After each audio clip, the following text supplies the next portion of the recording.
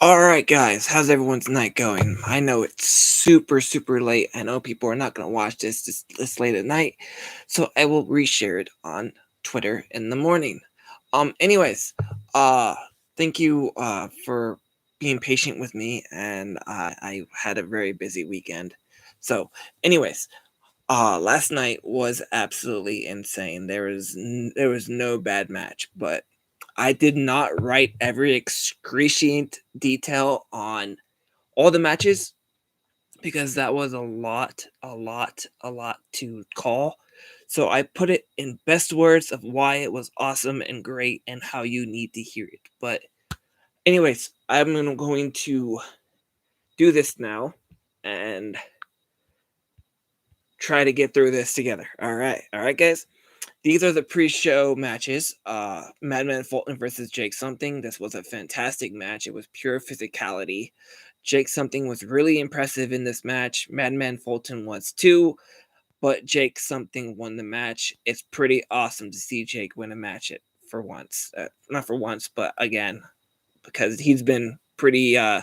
He hasn't won a match in a while, so it was nice to see him win one. I thought that was great. Up next was the Fatal Four Way: Ace Austin versus Laredo Kid versus Chris Ray versus the debuting Speedball Mike Bailey. The way this match started was pretty cool. Mike Bailey started doing his bow that some martial artists do before they fight. First, he did it to Laredo Kid, which Laredo obliged. Then he did it with Ace, which Ace was like, "Nah, I'm not doing that." Then Bailey tries it with Bay. Bay's like, all right, shakes his hand, and then Bailey takes out his hand. He shakes it, he kicks it away and goes for a spin kick. Bailey ducks and hits him with a high knee into the jaw, and he's stunned. Ace lunges at Laredo. Laredo dodges. Then Ace starts with Mike, but Mike counters and does rapid speed fire kicks. Now, when I say speed fire kicks, he does this. Boom, boom, boom, boom, boom, boom, boom. I didn't even count how many. Mark 74. This is an awesome review, Cody. It's not even done yet, but I appreciate it. Thank you. Hello, Jared, as well. And thank you for finally joining me, Mark. Feel free to subscribe if you want. Um, so so he does this whole little thing with kicks really fast. I couldn't count how many, and then he ends with an Insigiri. Laredo looks down at everyone. He's like, I'm so glad I made the right choice, because he was like, what just happened? So that was great. This match was freaking nuts. Everybody was flying all over the place. So entertaining. I love the X Division. And after all that, Speedball with the win. What an awesome debut for him. That was fantastic.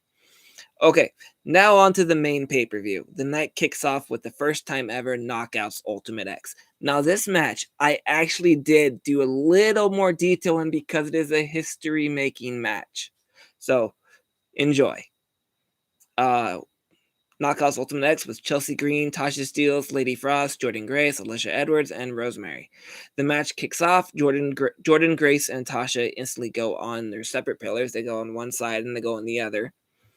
Then they realize, and then while the other four fight in the ring in the middle, and then they realize Jordan Grace and Tasha are getting too close. Rosemary pulls off Tasha, and Chelsea pulls off Jordan Grace. A little into the match, everyone is distracted, so Savannah Evan comes down the ramp to the ring. She starts beating on Jordan that's outside the ring. Meanwhile, Rosemary is under the giant X, looking above it, trying to grab it, seeing how to figure out how to grab it. Havoc slinks into the ring and she puts Rosemary on her shoulders. And then Rosemary tries and reaches it that way. She flips the X and she can only grab the X, but she can't grab the hook. X down with it. X down, but even with her added height, she couldn't reach it or pull it down. But Chelsea Green knocks them both down with a drop kick. Meanwhile, Alicia is trying to climb up the poles.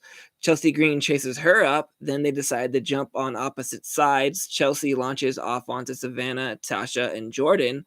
Alicia does the same and lands on Rosemary and Havoc. Lady Frost surveys the area. She sees Jordan and Savannah and Tasha get back up, so she decides to do a corkscrew launch off off the pillar, some kind of corkscrew thing. I didn't really understand turnbuckle, and I didn't quite see what it was, but it was like her tucking herself and rolling in a corkscrew kind of way, like what Johnny Impact used to do. But I couldn't see, it was so fast. Um, so corkscrew launch of some kind of taking them out. That was beautiful. I'm gonna have to clip that to show everyone because even Impact didn't give it. It was that fast. She was on the ramp, turnbuckle, and then she launched herself by tucking herself, spinning, and turning it that way. It was crazy. After that, she decided to jump up to the cables. Jordan chases her, pulls her down, climbs over Lady Frost, starts the cable climb. Lady Frost decides to jump onto her, wrap herself around Jordan, hanging on the cable. Lady Frost is pulled off of Jordan by Rosemary. Lady Frost quickly counters it. Meanwhile, Jordan keeps itching closer to the X. Tasha takes out Lady Frost and then pulls Jordan off the cable. After that, Alicia comes out swinging Kendra at damn near everyone. She swings it at Rosemary. She swings it at Chelsea. She swings it at Jordan. She swings it at everyone, making it like five. Alicia climbs up the pillar, making it 5 inches down the cable, and then gets speared by Rosemary. Now Tasha makes the climb for the first time. She starts shimmying near the X. Jordan flags her down. They both fall down hard. The way they fell down was pretty much, I believe Rachel has COVID. That's very sad. I'm so sorry. That sucks. I'm sorry, Rachel. Um, let me see. Jordan Grace was climbing and Tasha was climbing, and then they both wrapped their legs around each other and they both lost grip. So they both fell to the ring and they landed hard on their tailbones. Looked painful. It looked painful. It looked like a really bad botch, but it wasn't a botch. It was just them falling down hard. Meanwhile, Lady Frost climbs again, but again she decides to launch herself from the pillar this time onto Rosemary and Havoc and Savannah. She does her little patented moonsault temperature drop thing. It was great. It was like that. No turn, no quirk, just a definitely spiritual flip. Great. Meanwhile, Jordan is back on the cable. Tasha and Chelsea chase her down. Tasha knocks Jordan off. Miraculously, I didn't see that happening. Then Tasha and Chelsea. Oh, I got a message.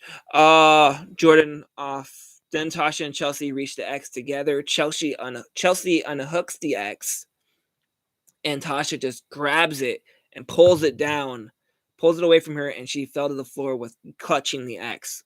What a match as Tasha falls to the ring with a big red X. Damn, that was awesome. That was a great freaking match. The knockouts freaking delivered, and that is why they are on my thumbnail. That match was fucking nuts, and I have Chris Sabin to thank for that thumbnail. I saw it this morning, or picture. I saw the picture this morning. I decided that's going in my thumbnail. Up next is Trey Miguel defends his X Division Championship against Trey Miguel defends his X Division Championship against Steve Macklin. If Steve Macklin loses, he cannot challenge for the X Division Championship until Trey loses. Can you guys hear me, by the way? I'm using the mic, so sometimes it may not come off well, but just let me know if you can hear me. For the better part of the match, it was all Macklin. Like, Macklin was destroying Trey Miguel, like, through the full, I want to say, 10 minutes of the match. He had a very brutish control, but near the end, Trey fought back. Okay, yes, I can hear you. Awesome. But near the end, Trey fought back even by flying at Macklin while on the outside of the ring, landing onto a fan we all know as Christine, the super fan. Yeah, she was filming Trey Miguel doing her thing, and he landed over Steve Macklin into the ring, and not into the ring, into the audience, and he landed like awkwardly on Christine, and they shared a good hug, and they shared oh yeah, I'm okay, I'm fine, that was awesome, and then Trey just went back into the match. She has the video on her Twitter. It's Shining Polaris. Just go through her media, and it's down there somewhere. She posted it early in the morning. Even Impact quoted it, so you can actually go to Impact as well if you want. Ring landed onto a fan we all know as and escaped with the win using 2 separate Meteoras. What a match. When I say escape, I don't mean anything biased against Trey Miguel. But Steve Macklin was super more impressive. He put out more of the offense in this match, and Trey just neatly did 2 finishers and a Meteora and a pin cover, and, I mean, he did an impressive match, but it was mostly Steve Macklin that was dominating the match. Was that MSK? Yeah, see, I was almost put that down in here, but I think it was supposed to look like it was MSK because they were helping him tag. That's why they didn't show their faces and stuff, so I thought that was pretty cool. Obviously, we know that wasn't MSK, but it could have been. Who knows? It could have been. They didn't show their faces. Up next is the Ring of Honor World Championship match. Jonathan Gresham defends his championship against Chris Sabin. This match was absolutely insane. It was physical, technical, good-spirited, and sometimes tough to watch. But when I say tough to watch, is Gresham was dissecting Chris Sabin's ligaments, bones, and muscles through the entire match. I am still surprised Sabin was able to walk out of the ring. He hit his elbow bone. He hit his forearm. He kept clicking his wrist, and you can hear it pop. Not pop, but you can hear it go like that. And it was just really cringe. And I was like, dang, this is what technical wrestling is, and this is awesome. But in the end, they both got a standing ovation, and a Ring of Honor chant echoed in the factory as Jonathan Gresham won the match. Yeah, there was a Ring of Honor chant in after the end of this match. It wasn't an ROH chant like we hear later on. I'll read the comments after everything because I want to get this down and I don't want to lose my spot. So if you want to stay in and listen, that's fine. But keep commenting and I'll read them all after I'm done. There's a lot of pretty colors I see, so there's multiple people in here chatting. Up next is Jonah versus Josh Alexander. This match was everything it was going to be and more. My God, was it brutal. They both put on a hell of a match. But in the end, Josh Alexander got a hard-fought victory. Like, he overcame it. We thought he overcame the impossible. Like, we thought Jonah was going to win, but we were like, nah. Josh Alexander is going to find some way to power through, some way to fight, some way to go on. And he did. It was great. Wow. Bleeding from the skull from all the headbutts he took from Jonah. Now for a side of breath.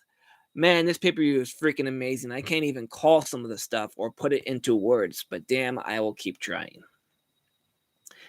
Like this one, I can't put this into words because of so much craziness that happened with the Hardcore War.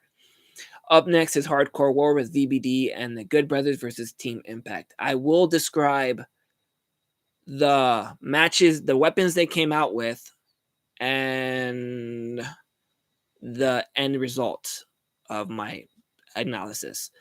Diener's choice of weapon was the bottom of a trash can. Steel trash can. Rich Swann's weapon of choice was a steel chair. The machine gun Carl Anderson comes out with a golf driver, a little golf club that was like an 8-inch driver. Willie Mack comes out with an axe handle, missing the weapon part, obviously. Doc Gallows comes out with a chain link. Now, when I say chain link, it's not a steel chain; it's a chain link, like a wallet chain. But it was less thicker than a steel chain. So I think it was a chain link dog collar or something like a wallet chain. I have one, but it's not as thick as it was, but it's not technically a steel chain. Eddie Edwards comes out with Kenny, which is a kendo stick. Eric Young comes out with 2 trash can lids. Clapped him upside Eddie's head when he walked out.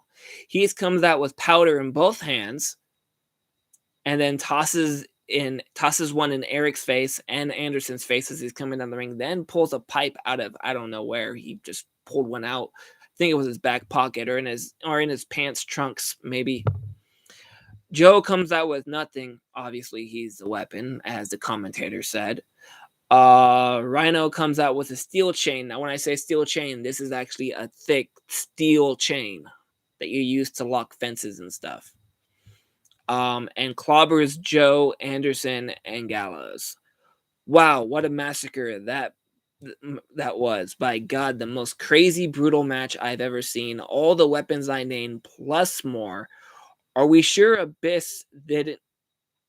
Are we sure Abyss? Where'd it go? See, this is why I tried not to do this. I can't. Are we sure Abyss didn't get fired because this was his idea of fun? Wow. No, he didn't get fired. Abyss is still with it, but still with WWE. I was just saying that this is Abyss's kind of match, and it would be something he would produce. This was his idea of fun. The weapons that were involved that were besides the one, it was a door, barbed plywood, a football helmet, a burning kendo stick. So much chaos, and I absolutely loved it. Thank you for the whole entire roster that was involved. And with a gore and a pin, Heath wins the match. While their team is celebrating, Matt Taven and Mike Bennett invade the ring and attack Rhino and Heath and Rich Swann. Now Vincent the Horror King comes out and spreads the attack on Rich Swann.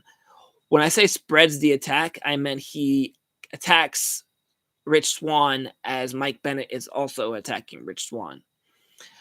Willie Mack tried to attack Matt Taven, got a little side chop in, but it didn't do anything.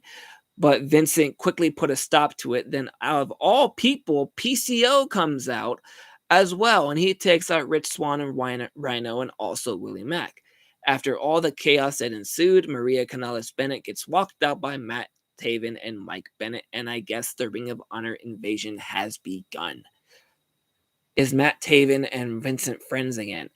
In this storyline, in this instance, I think he is, because it's a Ring of Honor invasion, so everyone is colliding and agreeing with each other. So I think they are. So the Ring of Honor invasion has begun. Up next is the World Championship match. Moose defends his championship against Matt Cardona and Morrissey. This match, even though it was moved out of the main event, but it still delivered as a main event. All three of these individuals crushed it. It was an amazing match. Matt Cardona was the most impressive in this match. He fought the hardest and nearly captured the win 4 times. But Moose cleverly stole it away from him. Now, when I say cleverly stole it away from him, it involved 3 referees being taken out, and the original one that was taken out recovered enough to get the pin for Moose. Great match, though. Up next is the main event. Mickie James defends her World Knockouts Championship against Deonna Purrazzo in a Texas death match, and what a match this was. Wow, it was absolutely insane. It was violent, nerve-wracking. When I say nerve-wracking is, come on, Impact faithful. We know we didn't want Deonna winning this match, but we did have to root for her a little bit because she is Impact. But we know that we wanted to see the Knockouts Championship on a WWE pay-per-view. It's happening. It's going to happen because we all saw the match. That's why you guys are here. So I'm glad Mickie won, but I'm kind of sad Deonna had to take the pin for it. But nonetheless, she's getting rewarded with a Ring of Honor's championship match. So, Anyways, so while it was absolutely insane, it was violent, nerve-wracking, and it was satisfying seeing Mickie James retain, because now she gets to walk into the Royal Rumble carrying the Impact World's Knockouts Championship, and it's going to be fucking awesome.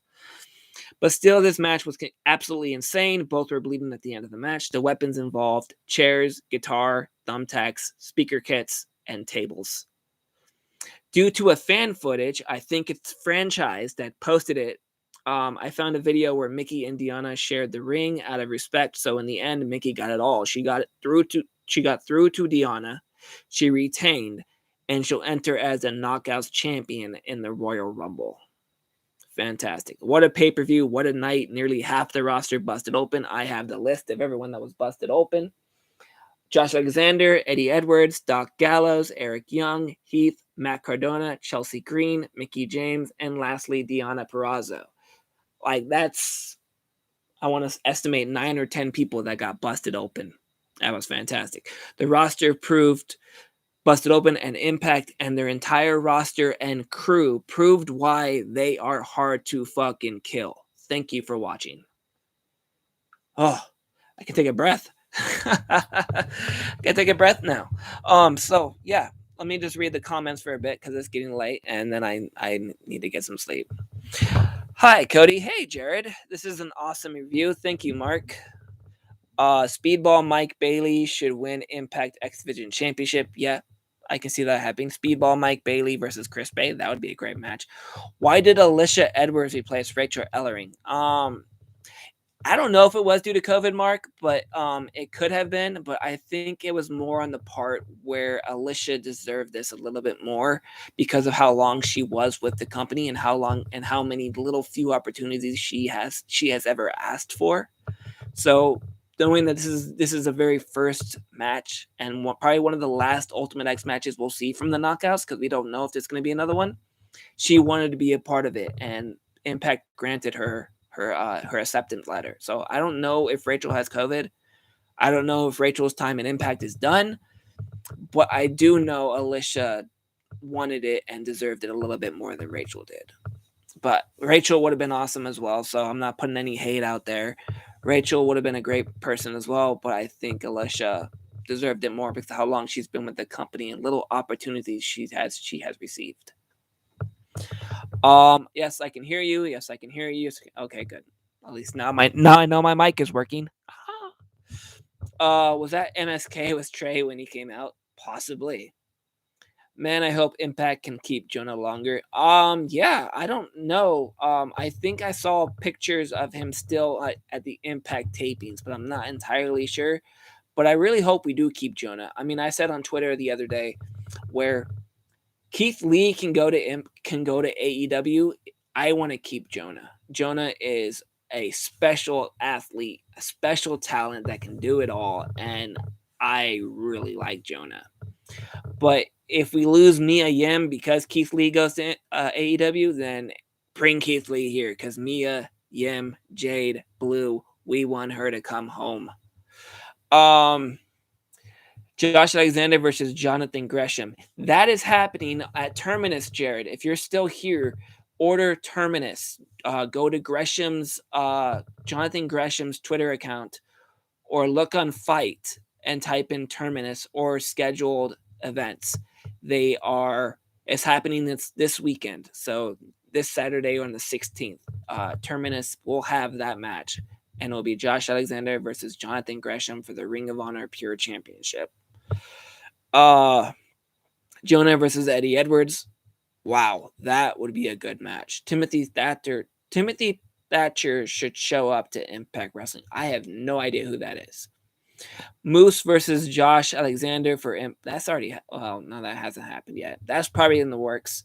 Is Matt Taven and Vincent friends again? Yes. Matt Taven, Mike Bennett versus Good Brothers that's probably gonna happen at Rebellion. Vincent versus Eddie Edwards in a horror match because that'd be fun. I like that. PCO versus William Mack. Roxy might go to NXT. Roxy is probably 99% going to NXT. She's dropping the title to Deanna. Rich Swann versus Matt Taven. Did Deanna Purrazzo low blow Mickie James? No, she grabbed her crotch and Mickie liked it. I repeat, Deanna Purrazzo grabbed Mickey's crotch and she liked it. Rich Swann versus Matt Taven. Oh, wait, no, I already said that. Moose versus Sami Callihan in a rules match for Impact World Championship. Samoa Joe might return to Impact Wrestling. Possibly. I wouldn't put it past him. Mike Bennett and Matt Taven versus Heath and Rhino. That would be a great match. Keith Lee and Jay to show up at Impact Wrestling. Yes, I agree. That would be great. Matt Cardona versus Moose for Impact World Champion. I thought we just saw that. Oh no, we saw W Morrissey as well. For a solo match, yeah, that should be good because Matt said he's not done yet. So I'm pretty sure he'll still be targeting Moose. Mark, I'm hoping to see Jonah versus Walking Weapon become a long-term feud like Angle versus Joe was. I would love to see that as well. That would be a great, great feud. Knowing how brutal and physical they got, because it looked like they absolutely hated each other. It was great. Deanna Purrazzo versus Maria Kanellis. We don't know if she's coming in as a wrestler, but if she does, sure, that sounds like a great match.